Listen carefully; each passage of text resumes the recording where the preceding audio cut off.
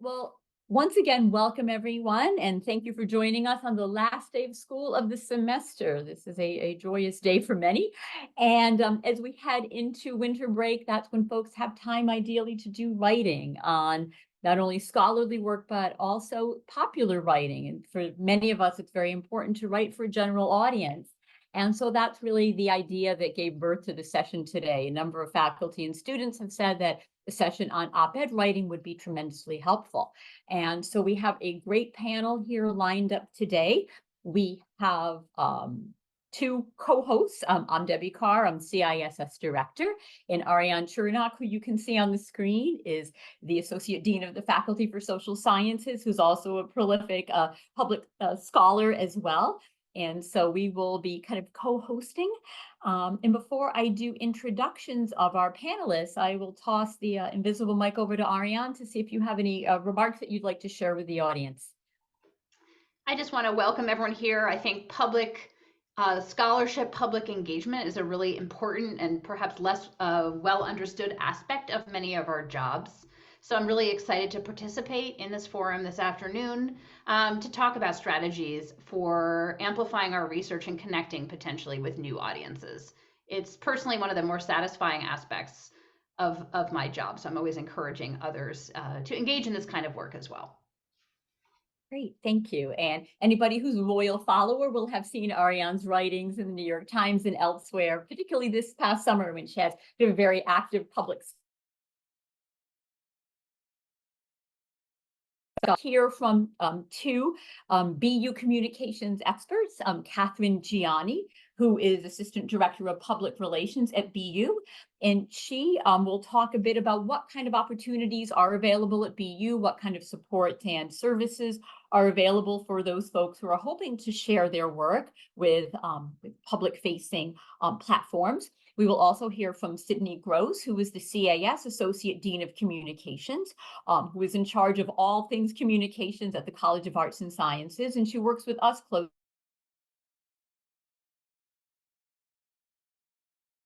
Those thoughts kind of generally about how you can engage as a public scholar and use platforms at BU to amplify your work. Then after we hear from our BU experts, we have a panelist of social scientists really ranging across multiple disciplines from history to sociology to political science, qualitative and quantitative, US-based, international, really just demonstrating the breadth of work that's done among social scientists here at BU and the many different ways that they got into public writing. So when we toss our mic over to the a bit about how did they start doing this work? What is their biography about being a public scholar? And then some helpful tips. Some of the hardest things are identifying a platform, getting your work accepted by a popular platform, and kind of tricks for structuring an op-ed or a public essay in a way that gets accepted and that also has the intended impact. Then we'll open up the floor for Q&A from our audience members. And if anybody has questions or concerns along the way, feel free to put them in the chat. But short of that, we will now just start our formal part of our program. We'll start with Catherine, and then we'll hand things over to Sydney to hear about the BU resources. Sure. Thank you so much, Debbie. Would it be helpful for me to share my screen, or was someone else planning on sharing the slides? We were until we had the computer problem. So if you could share your own, that would be great. Thank you. Absolutely. Let me just pull them up on my end. Just one moment. Get this up here. Okay. So I'm sharing my screen. Going to go into present mode.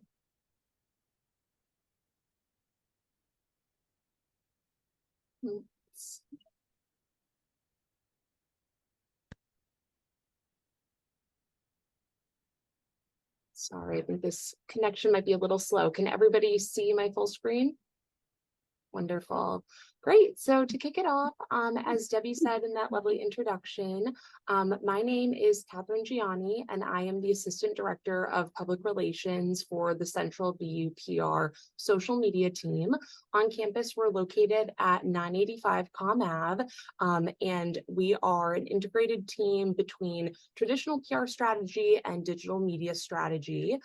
We work very closely with our colleagues and our editorial partners in the marketing and communications department. So some of these teams you may already be familiar with. They are colleagues on the BU Today writing staff, the Brink, which is BU's online research publication, Bostonia, which is the alumni publication, and then a number of teams that make up our in-house video, photography team, etc. But moving right along. So this is a little bit more information about the BU PR social team specifically. As I mentioned, we're an integrated communications team within BU's external affairs, as well as marketing communications. And we're focused on a number of different angles when it comes to not only supporting the university, but supporting university faculty, researchers, and students. So, I kind of have some key pillars here, but reputation, brand reputation, voice and tone of the university is certainly a top priority. Research and thought leadership promotion. We help BU researchers and faculty members promote their work through a variety of different angles, from responding to inbound media requests that we receive from different folks in unique publications across local and national scales, to helping BU faculty members promote their work on social media. There's a lot of kind of unique ways that we think about research and thought leadership. Community building and presence is another key pillar. And then when it comes to different services, our expertise really lies in social media strategy, media trainings, which we offer at any point during the academic year, promotional planning execution, especially ahead of any new research publications that might be on the horizon with you or research collaborators, crisis communications, traditional media relations, and then of course, op-ed consultation, which we'll be talking a little bit more about during this workshop. So just to give a brief overview, and I know Debbie mentioned some of the other speakers will be going into these specifics a little bit more in depth. I wanted to discuss sort of the question of why op-eds, or why is it critical or important to start kind of leveraging your thought leadership and expertise in this format.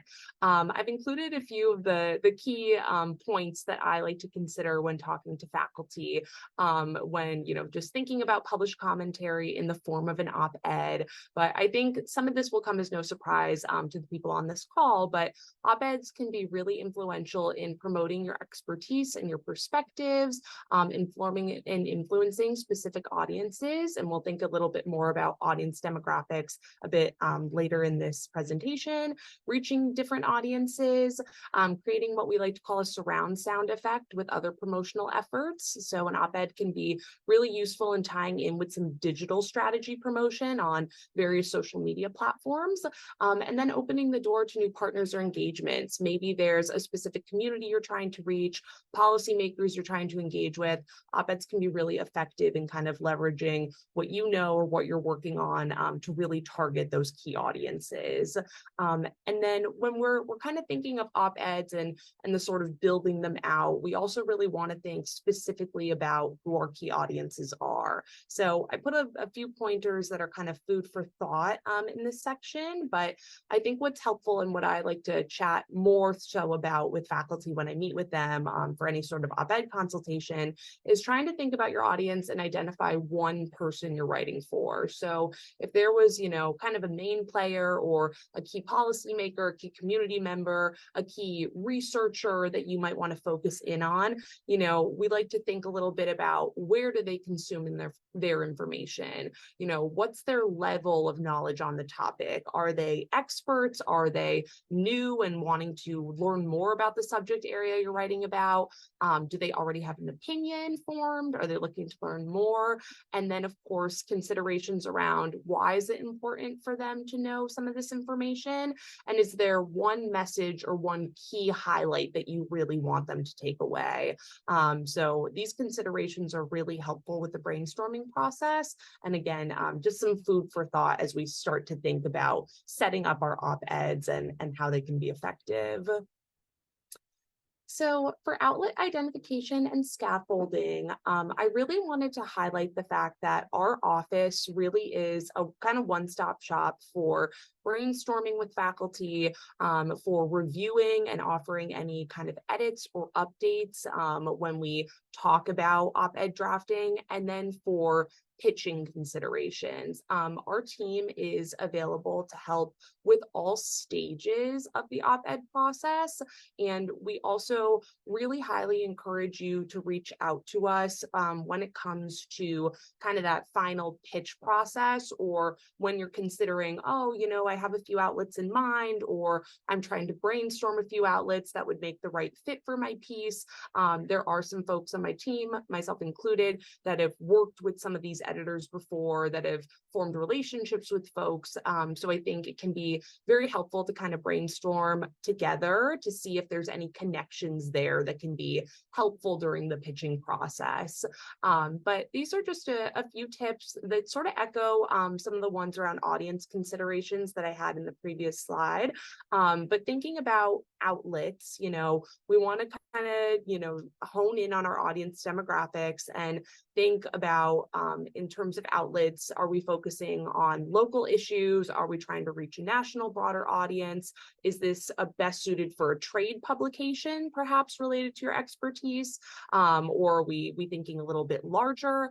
Do we have any connections either through personal work that you've done, or, you know, connections that my team or maybe other folks in our department have continued to grow over, you know, the years and the various months. Another key point that I really want to highlight is we always make sure to review outlet and submission guidelines with faculty members that work with us on collaboration for op-eds. And then also too, you know, if you're kind of tackling this independently, we always really encourage, if you have an outlet in mind, to, you know, even just do a simple Google search. See, do they have submission guidelines listed on their website? Is there something that they specify around word count, around a contact form versus an email submission? Are there guides for pitching? Do they want to see a full draft before, you know, agreeing to publish or not? Or do they only want to see a 1 to 2 paragraph pitch about the general idea? This can save you a lot of time as you start the brainstorming and drafting process. So that's definitely a key component that I wanted to point out. Also, as you start to take a look at some target outlets, it's also helpful to just take note as to whether or not they've published op-eds or any other news articles around the piece that you might be interested in writing more about. This could definitely be helpful as you consider if they've posted a number of topics or a number of articles on the same topic. They might not necessarily be looking for more, but if it's something that seems like, oh, this kind of falls into some breaking news or a trending topic online, I see they haven't published anything, maybe there's a hook here where I could really catch this outlet and find a secure spot for my op-ed.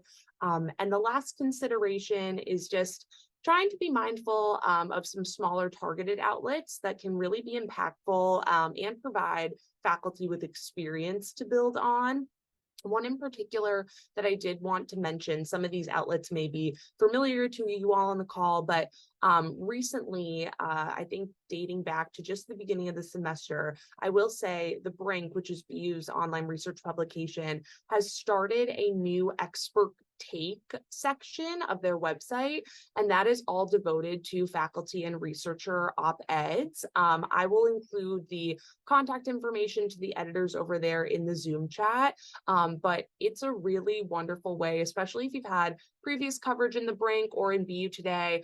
It's a really wonderful way to workshop ideas with those editors and potentially continue to grow and build relationships that you might already have within the BU community. The Conversation is another really wonderful outlet that our office works with very frequently. Their distribution is extremely large. I've seen Conversation articles be republished everywhere from ABC News to the LA Times. That is sort of specific in their drafting process. They appreciate that faculty don't come to them with a full op-ed draft already written. Rather, if they're interested in an idea that you pitch, they will pair you with an editor who kind of works from step one to help you build out that written piece. They have editors in so many different subject areas, from health to lifestyle to politics, social sciences, and the humanities. So there really are a number of different avenues to explore there as well. And then again, Cognoscenti is WBUR's op-ed outlet. So I think, there's another really wonderful opportunity there to kind of forge connections between our office and, any ideas that you might have for an op-ed piece. And I've included my contact information, both my office number and my email address. If you are at all interested in connecting, I would absolutely love to have a conversation. Whether you've worked with our office previously, whether you haven't, we're open and happy to connect with anybody, no matter your experience, your exposure with our team. Additionally, if there's any other questions that are non-op-ed related, but maybe related to some of the other services that I mentioned on the first slide, please feel free to reach out and we can connect and, hopefully connect you to the right people as it comes to op-eds. So thank you so much. That's it for me. Great. Thank you, Catherine. Very helpful. Oh, can you see me and hear me? The screen just went away. Yes, and I can attest what a great service your office does. And the conversation is such a great platform. Your piece will not only appear in places you didn't expect it to, but even a year later. I had a piece that ran a year ago, and somehow we ran it a bunch of places in Thanksgiving of this year. So it is the gift that keeps on giving. And thank you for building these opportunities for us. So next we will hear from Sydney Gross, who is our CISS Associate Dean of Communications, who will share some more CISS specific opportunities for sharing one's work. Hi, everyone. I don't have as much to say as Catherine did, but I am here also as a resource for you. If you're not sure if you want to write an op-ed, or if you're not sure how to kind of take your research out into the world, we are here as a resource. Let me share my screen.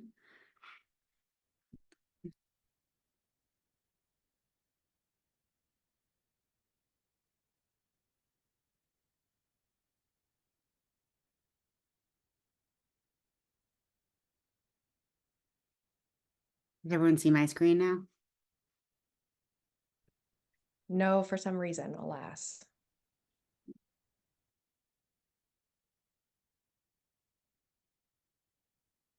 How about now? There it is. For some reason, when I go into slideshow, it won't work. So I will do it this way. So my team is small. There are three of us, me, Leah, and Kat. Kat is our communication specialist and oversees social media and newsletters, which I hope all of you receive. And Kat is our web content and design specialist. And we also have a number of interns who are help covering different areas, including a social sciences intern.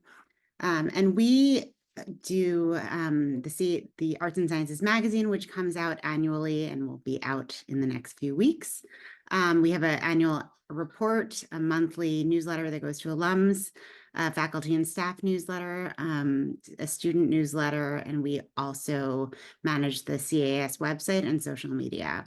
So these are all venues to share your work and to get out information. And if you can't find a place to publish an op-ed, we're also a place where you can publish, and it can be shared on social media that way. So these are some of our publications. In our newsletter, we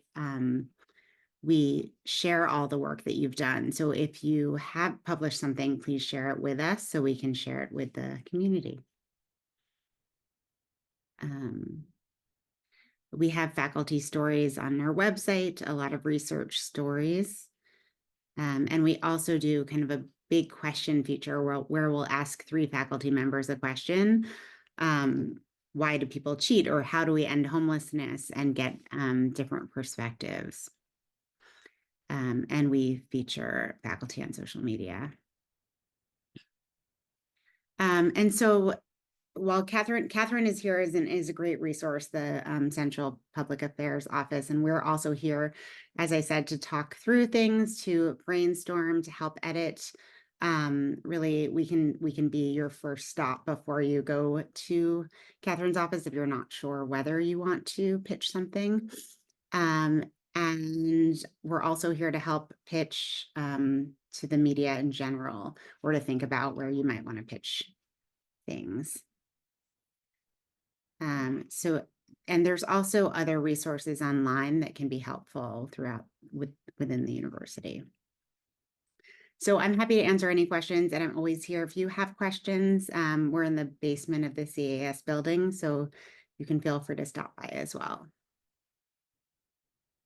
So I will pass back to Debbie.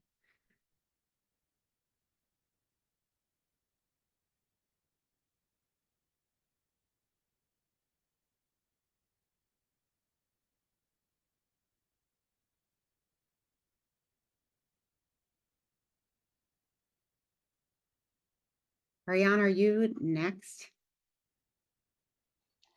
I don't think I'm actually presenting per se. I'm just helping to facilitate the conversation. Debbie, your screen is frozen.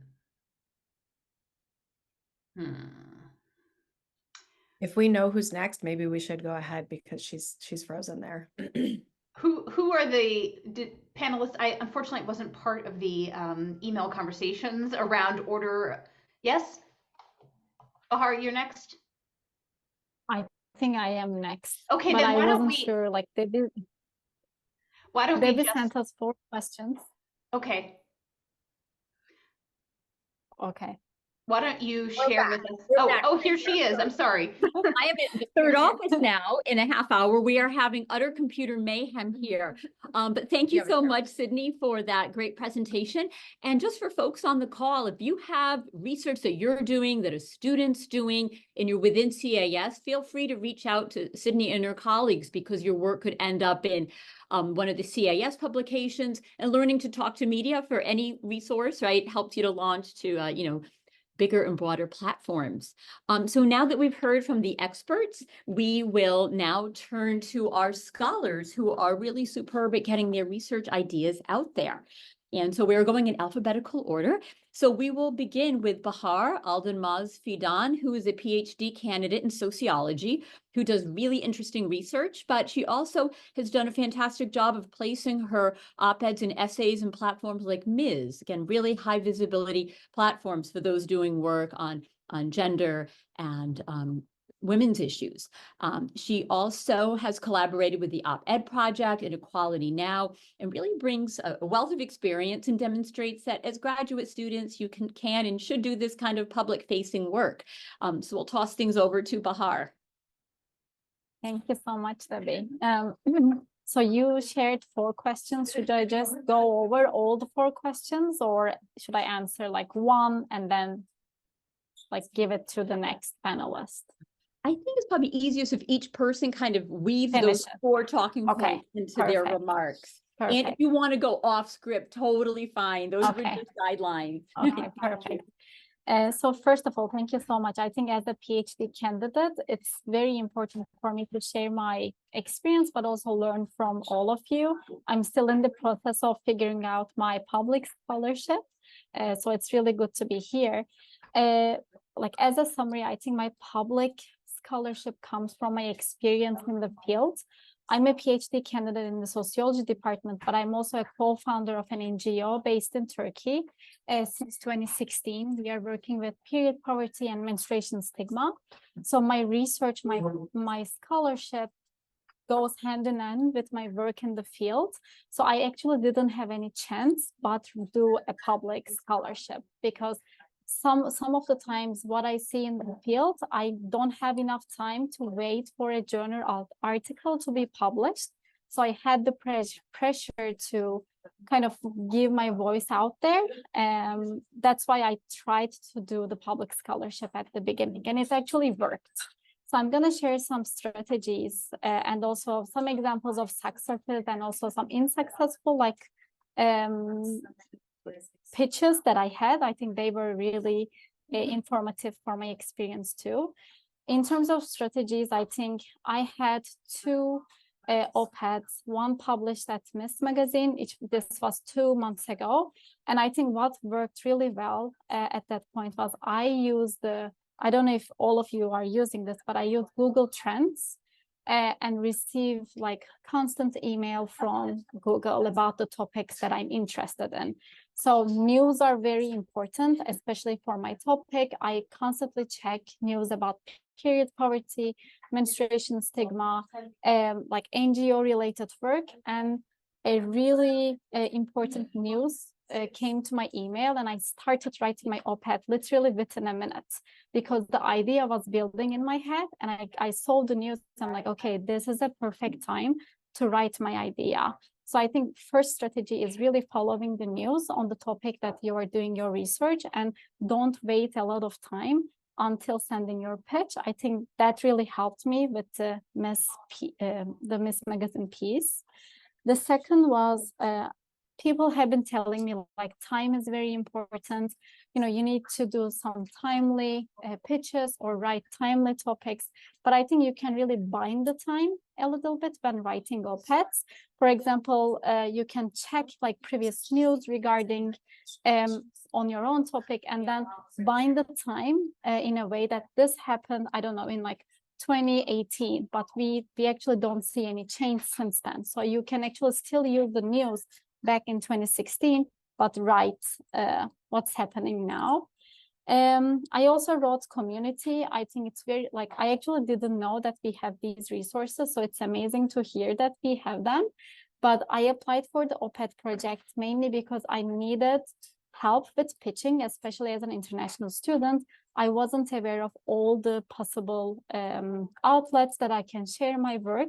And with the op-ed project, I had like, there were people who helped me find the correct outlets and helped me write my pitches. They no longer help me, but at the beginning, having someone read my pieces, give me feedback, and also kind of revise my pitches accordingly was very informative. And after two instances of support, now I don't actually need their support because I know how to do this work. And for an unsuccessful trial, I think it's very important to say that if you are writing outside any topic or any region outside of the US, I think it's really harder to get the acceptance. Most of my op-eds that didn't first maybe receive some interest and then they said no was only about Turkey and what I saw in the disaster zone in Turkey. And there was a time, their time was important, like time has already been passed. So the US kind of lost its interest about the disaster in Turkey. So I had to find some ways to link again to a current topic that is a trend topic in the US so that I can show what's happening in Turkey. Even now, after almost a year of the disaster, it's still important. So I think if you're writing outside, like if you're researching a context outside of the US, things can be harder. But with the CISS piece, for example, I used my knowledge for the first time about what's happening in the US context, but my perspective as a Turkish scholar and a Turkish activist was adding up to the conversation in the US. So I think how you use that position is also very important. You can actually change the conversation that is happening in the US. So I think knowing your positionality and then playing it safe in a way that they will actually like that position was a good strategy for me. I also wrote what Catherine said, I think having one argument is very important in the op-ed. That was something I constantly received as a feedback. You have 3 op-eds here, you have 4 op-eds here. What's your actual, argument here? So I started just writing down sentences of my arguments and then work on my drafts. And I think what really helped me a lot is the editors of the op-ed project constantly giving me a deadline to write. they said like, even if it's a bad op-ed, send me something. Even if you hate it, please send it back. They said like, we usually have the fellowship I'm a part of is fellows for voices against gender inequality, basically. And they said most of the time we have perfectionist women writing, and it takes so much time for them to send the draft to us. And she said, that's our best enemy here. I don't want you to be perfectionist when it's an op-ed. Just write a bad one, and then we will work on it. And I think that was really helpful for me. So if you are trying to write, I think it's just telling yourself, until Thursday, I'm gonna have a draft. Even if it's a bad draft, I will have a draft. And then I started working on those drafts, which was helpful for me, you know, as a person who has perfectionist tendencies. And the last thing I will share, I think doing this work is an additional burden. You are already working on your research, you are teaching, you are doing admin work. I'm doing the NGO work and the like PhD. So this is an additional thing, but I think what changed my mind is this actually helps both of the jobs at the same time, because more opportunities come if I publish, more people see my work, more collaboration opportunities will come. So I think it's also very important to position this work in a way that it will help all your other roles as a researcher. I think that's all I say. Thank you. Great, thank you. That's fantastic advice. And later we can share the names of other groups like Op-Ed Project or things like the Scholar Strategy Network that are other ways to kind of refine one's work and get it into that public domain. But again, it's really superb work you're doing. So thank you for sharing today. Next up, we have Gavin Benke, who I have not met previously, so welcome, Gavin. Gavin is a senior lecturer in the writing program who teaches courses in public writing, so brings tremendous expertise as a writer, but also is an expert in the history of capitalism and has published widely in media outlets, including the Washington Post's Made for History series. So we're eager to hear your advice and experiences, Gavin. Hi, and thank you for the invitation. I'll keep my comments relatively brief, so we've got time for a conversation. But just to sort of give a sense of how I came to op-ed writing, right before my first book came out, I got a letter from my publisher's PR department saying, okay, here are the various ways in which you can promote your book, and top line was write op-eds. So it became clear that I was going to just have to start doing that. So what I went about doing was finding op-eds specifically written by historians and just reverse engineered a bunch of them and deconstructed them, found out sort of how they were organized, how down to sort of like how short are the sentences, how short are the paragraphs, how many examples are they using, how are they transitioning from like the big sort of hook to various historical examples and stuff like that. So I kind of got that down to where I sort of really knew what a generic op-ed written by someone in my field looked like. And then from there, I started looking for opportunities. Historians, I think, are a little lucky because there are two big outlets for getting their work out there. One is Made by History, which used to be hosted by the Washington Post, is now hosted by Time. They've got fantastic editors and are great to work with. And then the History News Network is another great outlet that just reposts stuff and you can publish stuff directly with them. What I have found helpful in placing pieces is to sort of piggyback on what's already been said, is to really look for like what's going on in the news and then offer up your research as a way to illuminate something that's happening in the news. So to get through that, I've kind of gotten used to the idea that my op-eds are going to be really, really structured generically. In part because if I see an opportunity come up, I sort of drop what I'm doing that for the day and then produce that op-ed and then email, the editor with a pretty informal but helpful pitch. Hey, if you wanted to run something on, the history of this, here it is. And I found that's actually been pretty successful in terms of placing op-eds. One thing that I found helpful in terms of getting to sort of up to speed in terms of getting those op-eds out would be going through your research and looking for stuff that would work really well as examples. Instead of, a journal article where you're presenting a ton of evidence, an op-ed really just needs one or two representative examples, and the sort of more story-like I found, the better. So I went through my book and just sort of said, okay, that one works well as like a little piece that explains this. That one works well. That other stuff is too complex or too boring or whatever. And so I've found that's really been helpful as well. The other thing I would say with op-eds, when the editors bite, you have to be prepared to drop everything and just work with them. I've placed stuff with the Washington Post, and if it's really, really timely, they write back and say, we want to run this today or tomorrow morning or whatever. And then you just have to be ready to go back and forth with a bunch of drafts in between meeting with students and doing whatever else it is you're doing. So it can be fairly intense, but I'll also say incredibly rewarding. I think a well-placed op-ed, in my experience, has gotten a lot of traction. It might get republished in other places. It's led to other opportunities. And it's just a really, really fantastic way to get your research out there. And in the interest of time, I'll step back, and happy to answer other questions during the Q&A.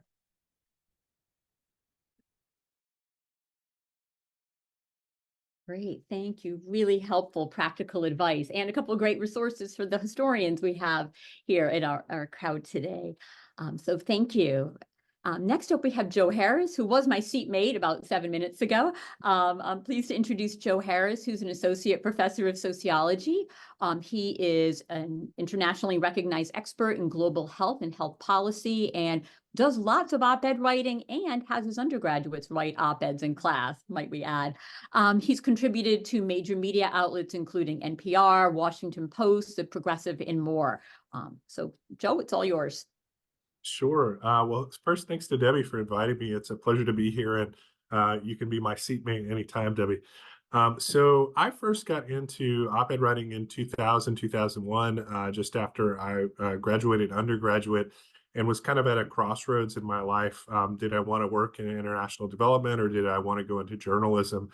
And I dabbled first in the journalism piece after spending a year doing development work, and tried my hand at freelancing unsuccessfully, and also worked as an editor for an online magazine in international affairs, and picked up some experience that way. But I continued to write and be interested in that, even as I worked in the field of development back in Thailand some years later. And my first experience getting something published was a piece that I'd submitted to the Bangkok Post in 2003, 2004. And I sent it. It went off into a black hole. Never heard anything back. And then a few weeks later, I was sitting there at my house in Thailand, reading the Sunday newspaper, and found my article had been published without anyone having told me. And so that was quite a surprise. They changed the title and made a number of liberal edits, but I was nonetheless happy to see that it was published. And from there, started to place things in other outlets, Asia Times, another in the Bangkok Post, Conversation, which was reprinted in U.S. News and World Report, Progressive, and others.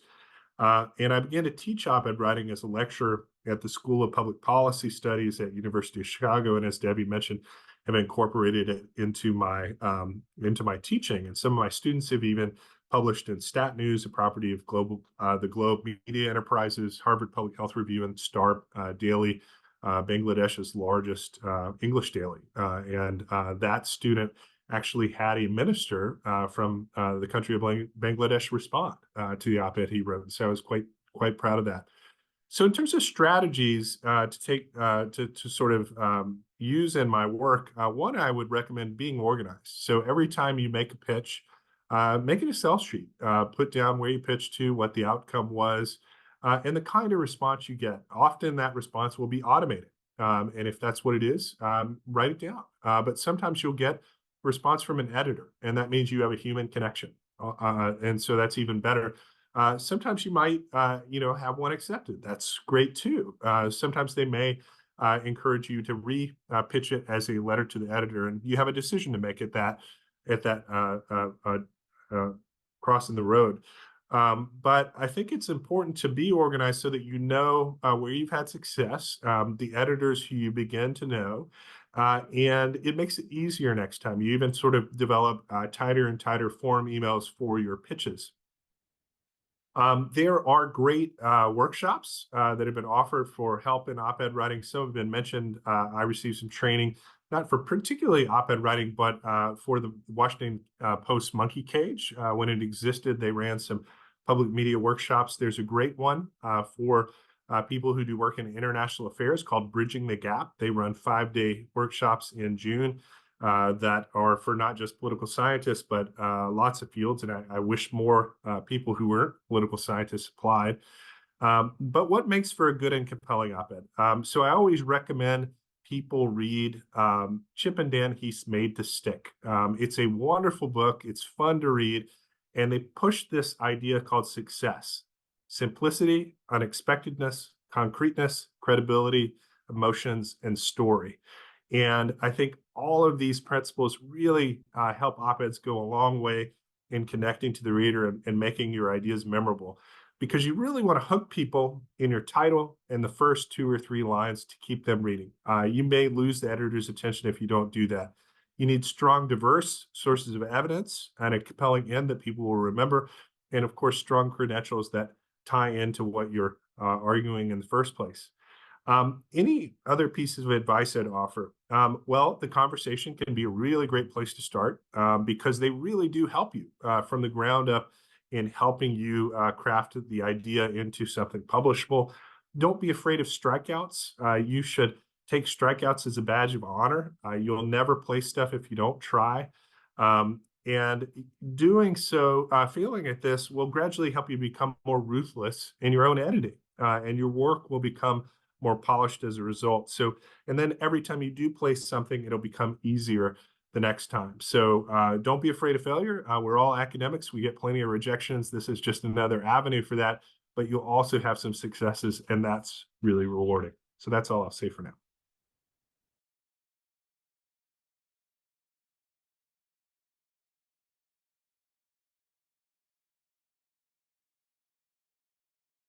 Debbie, I think you're muted. There you We go. are, with the cursor got lost. Great. Thank you, Joe. Super helpful. And I've written down the success acronym here for tips. And I should mention our wonderful communications intern, Lily Belisle, is here. Lily, who is responsible for all our tweets and posts, and she's taking copious notes along with me. So we'll have a summary article that accompanies the video that is taking place right now. And so that will be available for not only you, but your colleagues and students who want to learn from our panelists, even if they couldn't attend today. Great. And so our last panelist, our final panelist, is Rachel Nolan, who is an assistant professor of international relations and a CISS affiliate. Like Joe, she does global work. Rachel's a historian of modern Latin America and has written very widely. I suspect some of this predated your academic career. She's written for Harper's, New York Times, London Review of Books, and kind of a litany of prominent media outlets. So we're eager to hear your experiences and tips, Rachel. Sure. So thank you so much for having me. First of all, I'll try to be punchy because it's like the end of the day, keep everyone's attention. I want to congratulate my colleagues on their work, especially Bahar. Doing this work when you're a graduate student is really fabulous. So I just really wanted to start by congratulating you. As Debbie mentioned, I come to it the opposite way. Like Joe, I was an unsuccessful freelancer for many years. I was kind of trying to make it work, based in Germany and based in Mexico for different reasons, and really frustrated, like not having a great time doing the reporting. Eventually, through a journalist whose book I fact-checked, I got a job at the New York Times, which was unexpected. And I tell this to all my students. I never had the internships. I never had the connections. I didn't even have the published stories. Frankly, it's a form of nepotism. I just happened to be doing fact-checking work because I needed to make $15 an hour to keep a roof over my head. And the young journalist who I was working with at that time was, barely had money to pay for fact-checking her first book, and is named Eliza Griswold and is now a Pulitzer Prize winning journalist. So I was kind of like on the right train, if that makes sense. So just to be transparent about how this can be a little random, if you're placed in a very prominent place versus not, keep doing the work. And some of it is just connections and a little bit random. So I'm going to talk about the connections and how to make them. I wish that weren't a part of it, but it very much is. So I was working at the New York Times Magazine for a year and a half as like the assistant to the assistant before I went to graduate school. But what I saw from inside the New York Times was a lot of academics proposing stories that got rejected. So I want to share that with you all because I think there's some common mistakes that academics make when they are proposing stories. And I keep this in mind when I'm writing my own stories. And, I'm alone on this panel. I do not write op-eds. It's not ideological. I find the 800-word format really constraining. So when you're thinking about proposing an op-ed, if you're interested in that, Bahar's technique is really good, right? You basically have space for one anecdote, some story from your research, and Gavin mentioned this too, one idea, maybe one counter argument if you're lucky, and then you're out of there, right? A counter argument that you deal with and then refute, and then you're out of there. There's just not a lot of space in 800 words.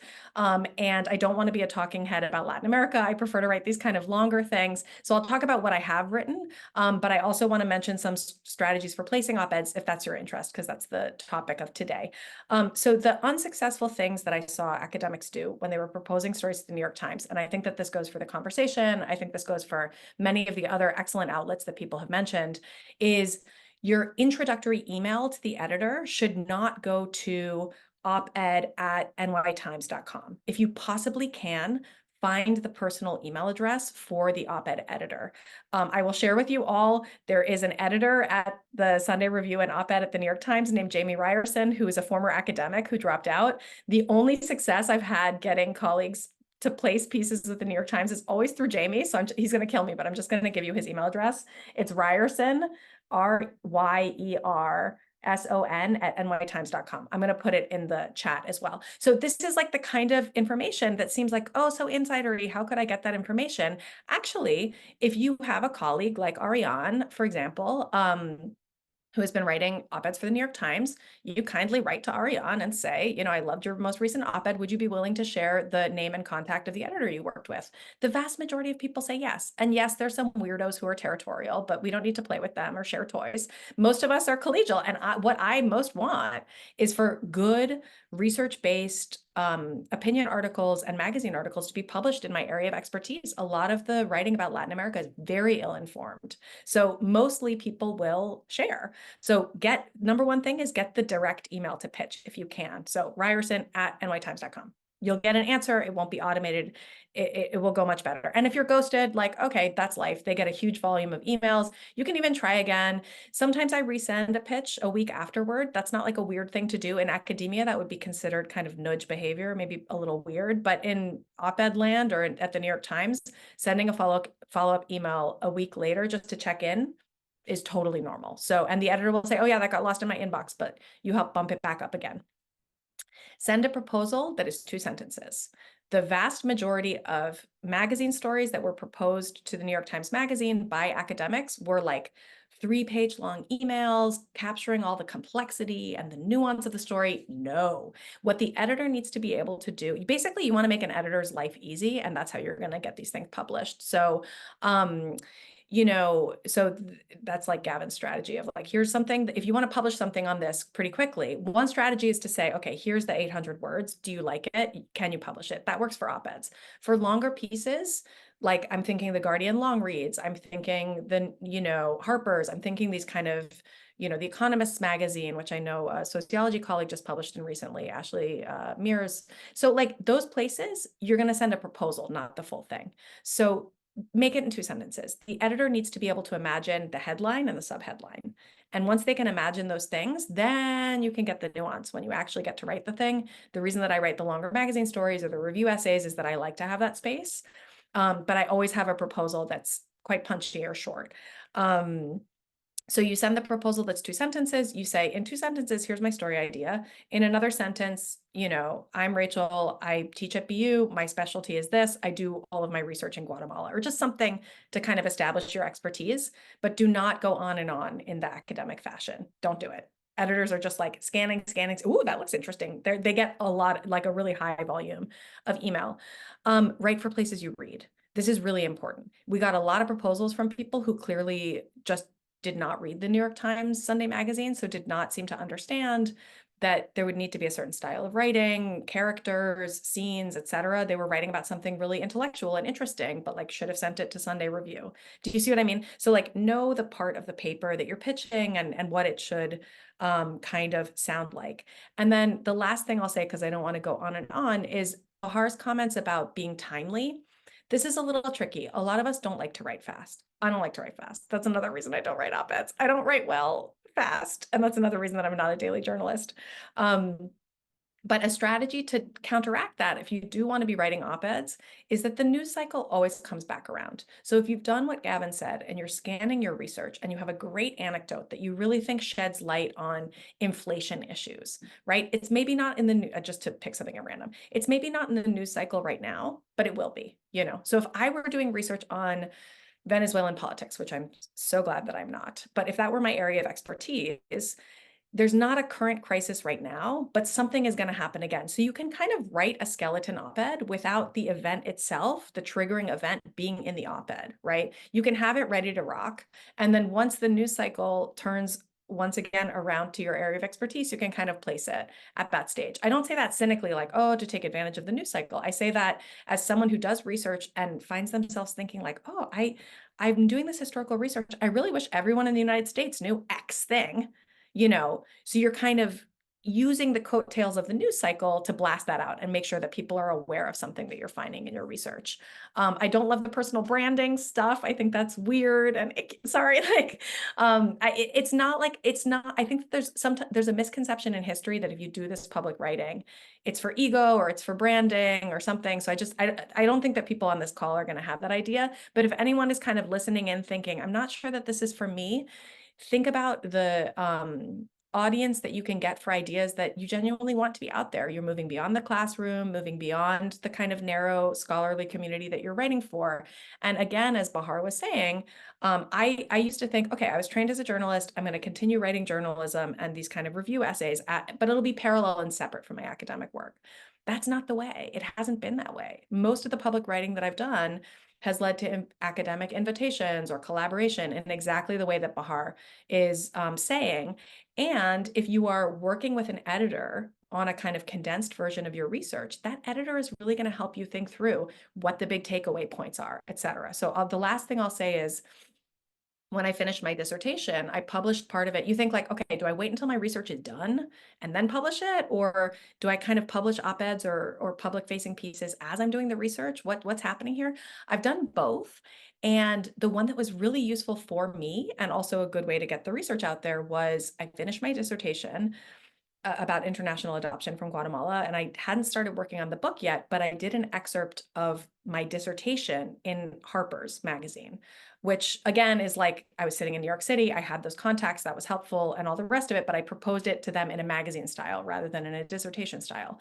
And I worked with this genius editor there named Rachel Poser, who sat down with me and really helped me think through like, what are the main things that you want people to know about this history? What is the overall narrative arc here? Who are the main characters? And all of that work that I did with her, yes, it led to a published piece in the magazine, which I was proud of, but most importantly, like selfishly for my academic side, it helped me think through my book. And she helped get me started on revisions for what is now my book that's going to come out soon. So like a lot of the thinking that I did and the editing that I did on my book was inspired by those conversations that I had with Rachel.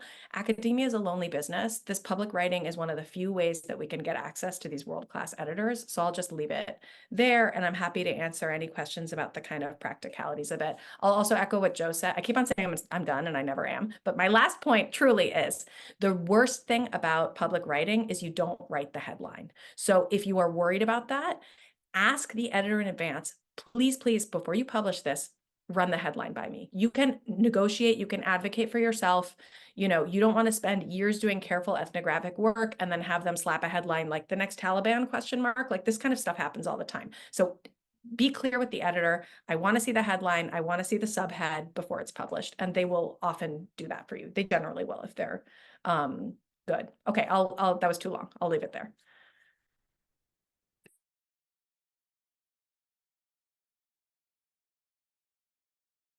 There we go. Great, thank you. Not too long at all. Super helpful.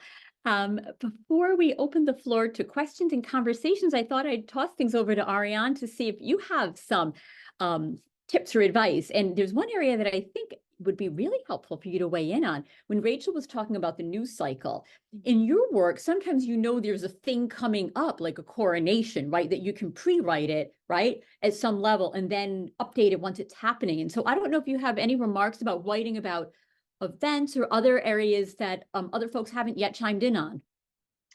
Thank you, Debbie. I also just want to start by thanking the panelists for all of these incredibly useful tips and tricks. I'm taking notes as you speak with ideas. I mean, to Debbie's point, yes, echoing a point Gavin made, when we agree to engage in this kind of work, we are ceding some control. And just for some context right now, there's irony in being with you all right now because, well, I don't know if you know this, but the last episodes of The Crown drop tomorrow. I should have been thinking about this. I should have, to Debbie's point, thought, that is going to be a moment where I might be asked to do something. Well, now, a week ago, I was asked by the New York Times to write a piece on this subject. Great opportunity, wonderful platform. I shouldn't say no, but it is a hugely time-consuming effort for the 1,100 words that I'm writing. And I have another draft due this evening, right? So it becomes this kind of side project, and they don't care about meetings and courses. And so you do have to be strategic with this, but I guess to Debbie's point, try to have as much control or exert as much control as you can, given the fact that the media works on a very different clock from academics. Anticipate events that might be coming up that are tied to your research that you might have something to say about that would be a good opportunity for you. And even in those instances where you can't anticipate necessarily, have some talking points because they're really, really helpful in these kinds of cases. In other words, are there big ideas that you could kind of map onto or hook onto any kind of event if you were called on in that moment? What are the issues that you are most committed to that your research has revealed, or the big points that you really could insert into any kind of conversation? And having those on hand is very helpful. We've been talking in this group a lot about pitching, how to pitch, how to sell our work. But the case I'm in right now is a little bit different in that, as you become more engaged in these kinds of efforts, let's say you may be contacted where you don't have the idea. They just expect you to come up with one kind of on the spot. And I realize I speak from a real place of privilege in saying that, but that involves its own kinds of pressures, because it is, for all of us, an incredible opportunity to even think about engaging in these ways. We're reaching audiences that we don't reach through more traditional means, and our words are powerful, or at least they can be. If we publish with Cognoscenti or The Conversation or on any of these platforms, the words potentially shape the way people think about these issues. So we don't want to treat these moments lightly. It's not just a kind of an add-on. I think it helps us, certainly, as Rachel was saying, to refine and think through what we're working on, but it also is where we actually get to communicate in the broadest sense what is powerful or meaningful about this research. Thank you. Great, thank you. And thank you for joining us while you're on an intense deadline. Great, such helpful advice from everyone. And so what we can do now is open the floor up to our audience members, or likewise, our panelists might have questions for one another. So we're a pretty moderate sized group. Feel free to either raise your actual or cartoon hand or put a question in the chat, and we'll take it from there.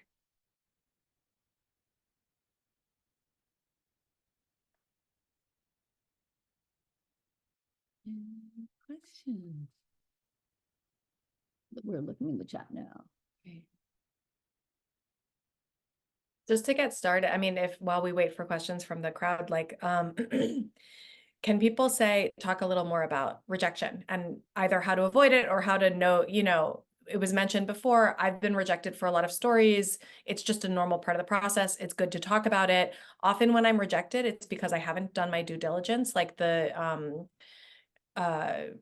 publication, I can't even remember what it was. This is the nice thing about getting rejected a million times, like the sting, it disappears. But had actually published a story that was a little too similar to that story a couple of years ago, and I just hadn't quite done my due diligence. Recently, I was talking about to the Guardian Long Reads, which is a great venue that publishes a lot of essays actually, that are not necessarily journalistic. And I'm happy to share David Wolf's email as well. He's the editor at Guardian Long Reads. And I was talking to them about excerpting my book, which they have agreed to do, which I'm thrilled about. But they first sent me a story that they wrote about Chile, irregular adoptions in Chile during the dirty war there. And David wanted to be sure that a lot of the themes that I was getting at weren't going to be the same. I gave it a read and I thought, okay, this is different enough that I'm going to send you my work and then you decide. So again, like, don't take it personally. Like these, you need to look into the archives of whatever the publication is and be, you know, aware of, oh, they've published something that's actually quite too close to this. Or I've had other magazines say, I mean, talk about Bahar trying to write about Turkey. These places will run a story about Central America once a year and they'll say like, well, we kind of already had ours. And you just have to kind of deal with the total lack of morality in that and think like, all right, well, they had their one Guatemala piece and that's sort of the end of that. So I just wanted to share the rejection piece because if it, you know, the way to deal with rejection is to take the exact same proposal that you sent and turn around and send it to another publication because you don't want to waste that time. So the story that was rejected, I ended up writing for somewhere else. The Guardian thing is going to work out, which I'm thrilled about. But if it hadn't, I would have sent it somewhere else. It's just kind of like a female editor, not to like bring gender into it, but a female editor said to me that her male writers are like the zombie army, and the zombie army has always stayed in my mind. So I like try to be, I don't want to be totally the zombie army, but if the men are out there doing it, I just think, you know, I think this also, like Ariane, I'm privileged that magazines or these big publications will sometimes ask me to write outside of my immediate area of expertise, which I find very uncomfortable. I've just been asked to write an essay about Venezuela. That's why I mentioned that. It's a review essay about a book, so it's on the basis of something. And I thought about saying no. And then I thought, you know, the men would say yes. So I'm just going to say yes and do my best and see how it goes. So I wanted to share that too, because the zombie army thing, like really, this was 10 years ago that she said it. And it's like still in the back of my brain. So if anyone else has questions, I'll zip it. Great. Well, we're waiting for questions.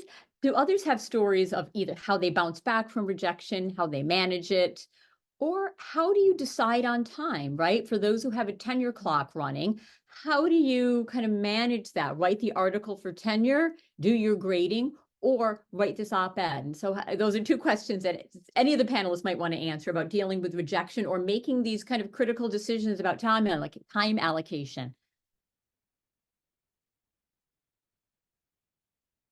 I have a 2-year-old and I'm on the tenure clock. Like there are limited hours in the day. So I'm really glad that I'm not in Ariane's situation of like the New York Times breathing down my neck. That sounds like complex. That's another reason you kind of choose the kind of writing that you want to do on the basis of what your life is offering you. So I used to report and now I don't because of tenure clock time constraints. And I write these review essays that I can write from my house with my baby, you know, sleeping there. And in a couple of years, maybe I'll report more again once I'm through tenure, knock on wood. But I am going to be making some choices in the spring about not doing some of these public facing work so that I can work on some academic articles. But the one kind of feeds the other. Seeing them as diametrically opposed is sort of not quite right either, I don't think. Can I jump in, Debbie, following on Rachel's points? Regarding the tenure issue, because that's a very real one, I think being quite intentional about how to advertise one's more academic efforts can really have huge payoff. So many of us are in book fields. When the book is on the eve of publication or has just come out, that's a wonderful time to engage in public writing pre-tenure, because that ensures maybe that you get a wider readership, more reviews. It's as Rachel was just saying, it's not a choice there. You're really forwarding or furthering the tenure effort, I would say. Rachel also mentioned review essays, and I just want to add here that I think the book review or review essay is the perfect gateway for the public scholarly curious amongst us, because it allows us to really work within our comfort zone. We're all familiar with the book review format. but potentially experiment there a bit more with voice, audience, style. And I think newspapers and major news outlets tend to be quite receptive when it comes to hearing pitches from academics about a book review for, say, the Washington Post. So I think early in my career, that is definitely where I found I got the most yeses. Let's put it that way. And that's how I got into the longer pieces, was writing shorter book reviews for newspapers, and not like super prominent ones, right? Like that you can get some early yeses and kind of build from that and build experience too. Yeah. Great. Other I have a panel. Yes, please. I actually have a question for those who are seasoned and have published in some of the top outlets. To what extent have your initial successes in those different outlets, been a function of having met an editor, or have you managed to land in those outlets just through cold processes of either finding out the name of the editor on the website and his email, or sending it through the form? Even though I agree with Rachel, I do everything to avoid. Both have worked for me. Cold and someone I happen to have met through a contact, or occasionally you'll write something, dream scenario, and an editor writes to you to propose something else. But I have pitched things completely cold. I pitched something completely cold to the New Yorker, and it worked. So I got the right email. Like I found, I asked in my network, who are the editors who tend to work with the youngest writers who might be open to a proposal at the New Yorker from an academic on this subject. But I had never met that person, and I had no previous contact with the editor, who's named Willing Davidson. No contact. So to follow up, if we have graduate students here or assistant professors or postdocs who never worked in the media world, never set foot in New York, have no contacts of any kind, what might that first step be? Would it be reaching out to Catherine or Sydney to link them up with the conversation? What do you all suggest as kind of that very first step for someone who doesn't have these wonderful connections or deep knowledge of the field and the profession? I think the conversation is awesome. I read it, I assign it. I think that, anytime you have a reason to be the one to write the piece, you can write straight to the person in New York and do it cold. It just so happened that I was spending a lot of time in Guatemala. I do not speak Mayan languages, but I had access to interpreters and translators and friends who did. So there was a reason for me to be writing that piece. I think otherwise, if I had written to this editor and said, I would like to profile the current president of Mexico, he would have said, get lost, right? We have staff writers doing that. So try to think about what kind of expertise you can bring, where you've been spending a lot of time, where you have contacts, and go for the big place. And then when they reject you, go for the smaller place. Like that's generally how it happens. But I wouldn't, be shy at all about these kind of public books as a place to write, or the conversation, or these places that are somewhere between academia. An editor can feel a lot more comfortable if you send them a proposal and then send them a link sometimes with like, this is a previous piece that I've done for the conversation. You see what I mean?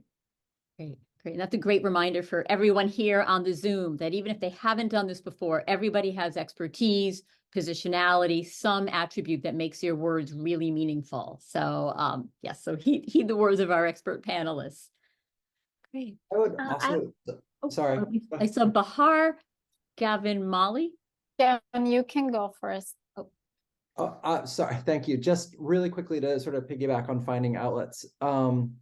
I'd encourage you all to look on whatever social media and see what other people where other people in your field are placing stuff. There might be these tiny little outlets that are actually great ways to get started.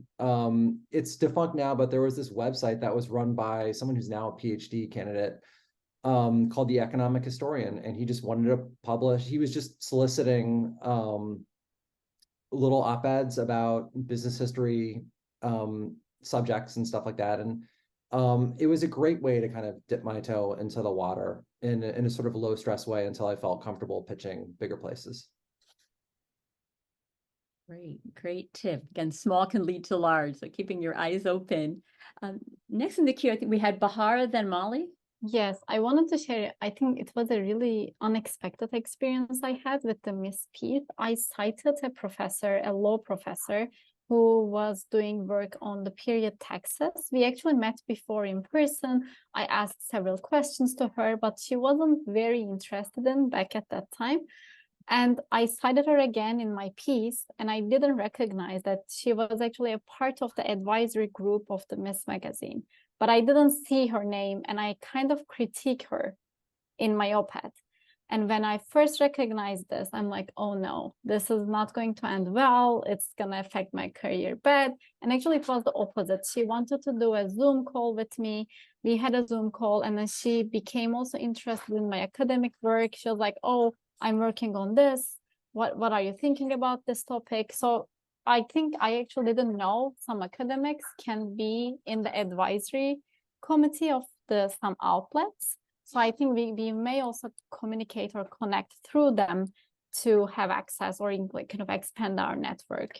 So it was a really interesting case for me to see how two different networks merged through Miss Magazine based on the topic that we are working. So I just wanted to share that. Yeah, thank you. Yeah, a great point to look on kind of the editorial boards or advisory committees of these platforms. And great tip, and we're very glad it worked out for you. Disaster averted. Right. Molly had a hand.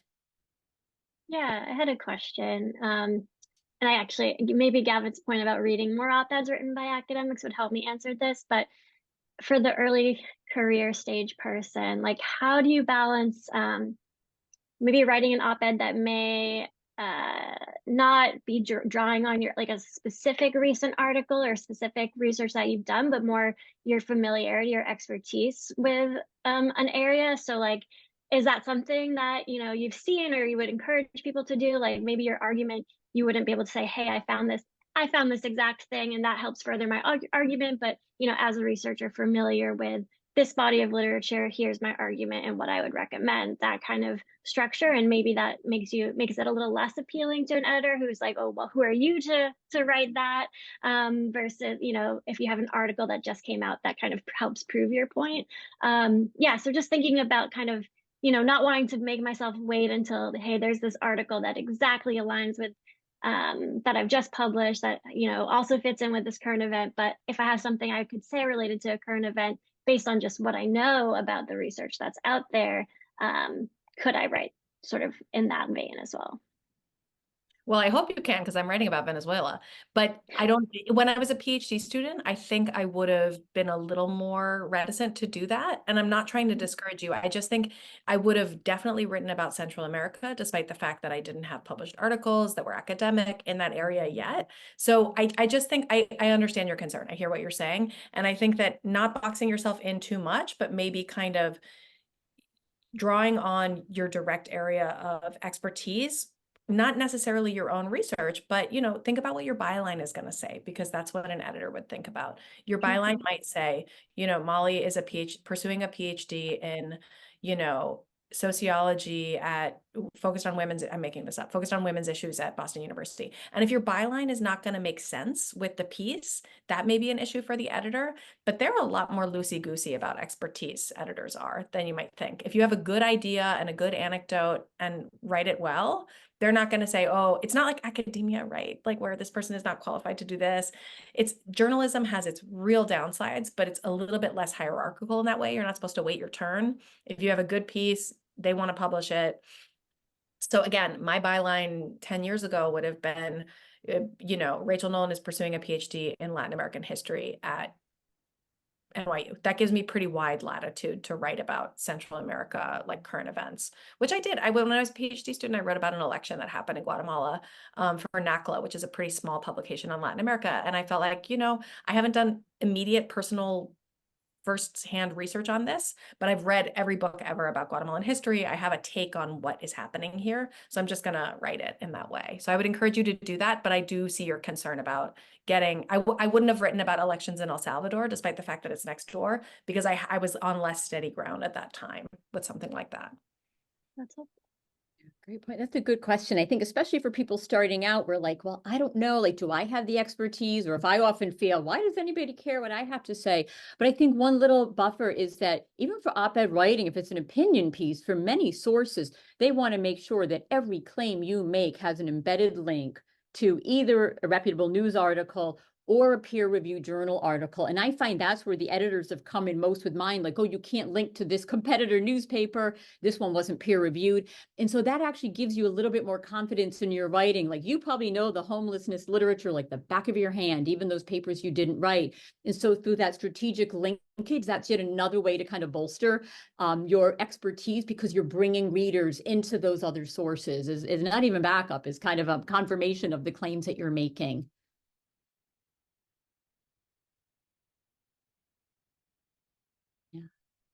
Do others find that when you write op-eds that you have to be hyper meticulous about the work that you cite through linkage, or in some fields, or some areas you feel that you can be a little bit more opinion based rather than kind of supporting your claims, not with the site, but with the link of data resources, etc.?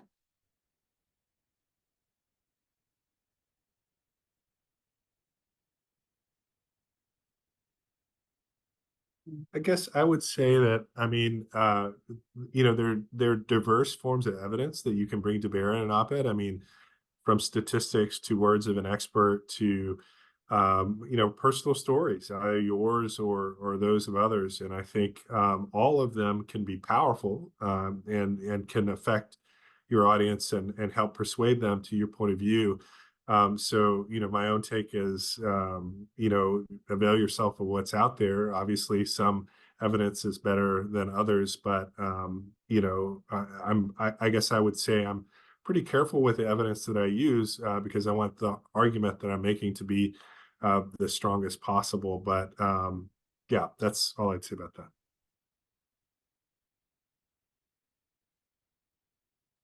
Great. Other questions from our audience? Or other questions from our panelists for one another? Have you ever published something you regret? This has always been my fear, right? That my thinking on something will change, and then I, will have published an op-ed or something public facing. And especially if it's a long-term project like a dissertation, this was one of the reasons that I didn't publish certain things when I was in grad school. So I'm just curious if anyone has published something that they regret. Not to be too spicy in the last 10 minutes, but And will they bring it up now? Yeah.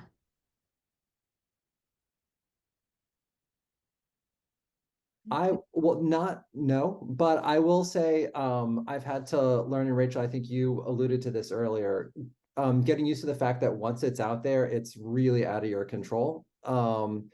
Like I've had an op-ed that I wrote for the Washington Post, was reprinted in a couple of different places, and the headline changed every single time, to the point where it's stuff that I would never want coming out of my mouth, even if the text itself was identical.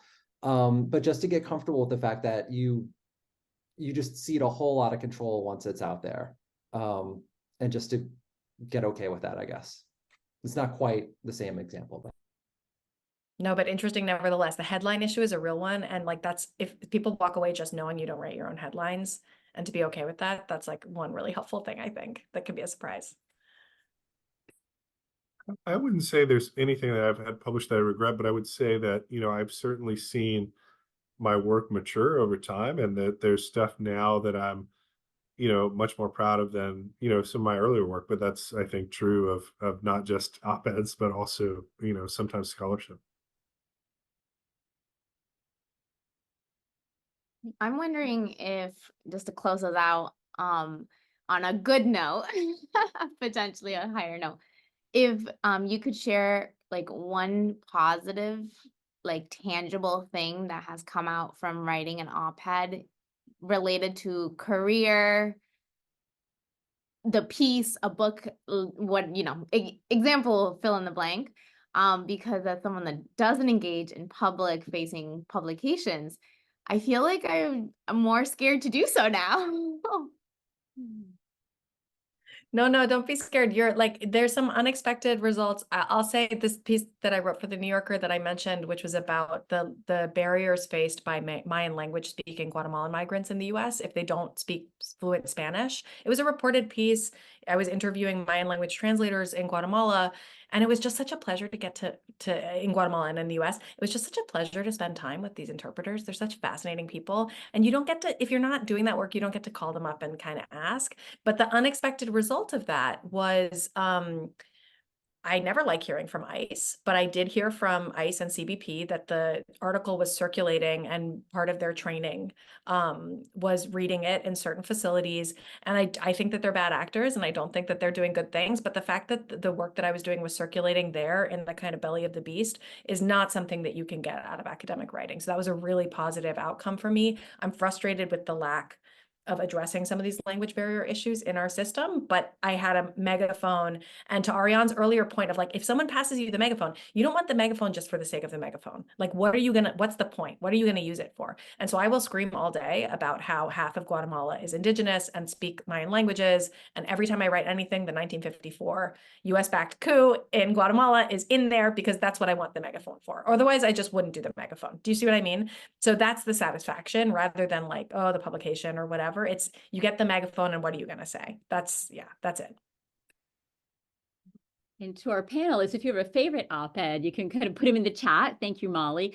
I have one other positive consequence. And I should say the work I do is actually very micro, more psychological. So a lot of times it does have a news you can use kind of angle. But almost always I will get an email from an older widow or someone who's depressed. Like they will find your email somehow or write you a handmade letter. If it's an older adult, it'll be like Deborah Carr, Boston University.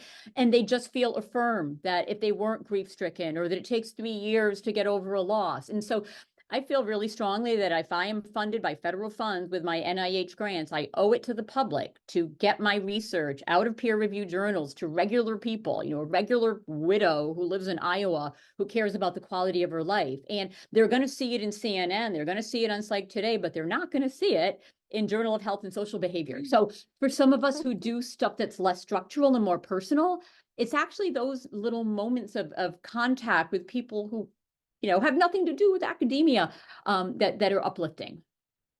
Great. Great. Thank you, Gavin, for your op-ed. Thank you, we have a New Yorker piece. Fantastic. Lots of chat messages coming in here. Other positive things that folks can share to the why do this? I can share. I think it's sometimes when I think back, I can't believe that this happened in this sequence. But in 2020, I wrote, there was an earthquake in Turkey, in Izmir. It wasn't as big as the recent one, but again, they forgot to include menstrual products to the response packages. So I wrote a piece. Back at the time, I was a second-year PhD student, and I'm like, I don't know what I'm doing, but let's see. And then it got published. So it kind of stayed there in 2020. And then when the earthquake happened last year, I got so much attention to the point that I received a message from CNN International on my Twitter. And we literally thought it was a spam with my partner. We were like, this is probably not true. Like, why would they send a message to me? And then I had a chance to speak for 3 minutes and shared what's happening in the field, which supported my NGO's work, my work. So it was like what I wrote in 2020. I wasn't expecting, we were expecting another earthquake, but not as big as the recent one. And then again, same thing happened. No one included the menstrual products or any menstrual care work. And then we're like, okay, someone wrote this in 2020. Probably they know, right? Let's reach out to them.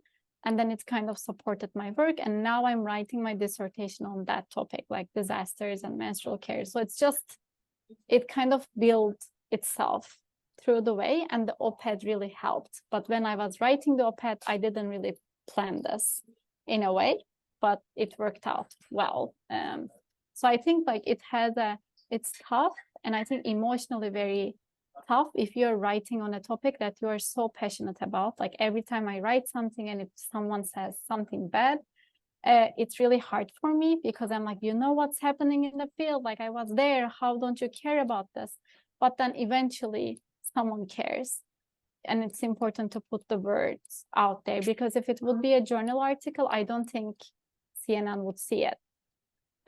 So I think that was really helpful for me. That is a great inspiring note to end on, that even as a second-year grad student, you can do work that has impact for a nation, right? So really beautiful work you've done, and all the panelists have done throughout their careers. So thank you so much for sharing your wisdom. Thank you for sharing your article links. We will save this, or maybe Lily, you can save the chat and we can embed some of these. It's been tremendously helpful. Thank you. And an article about this with some tips, and ideally the video will appear coming soon. So let's give applause to all of you.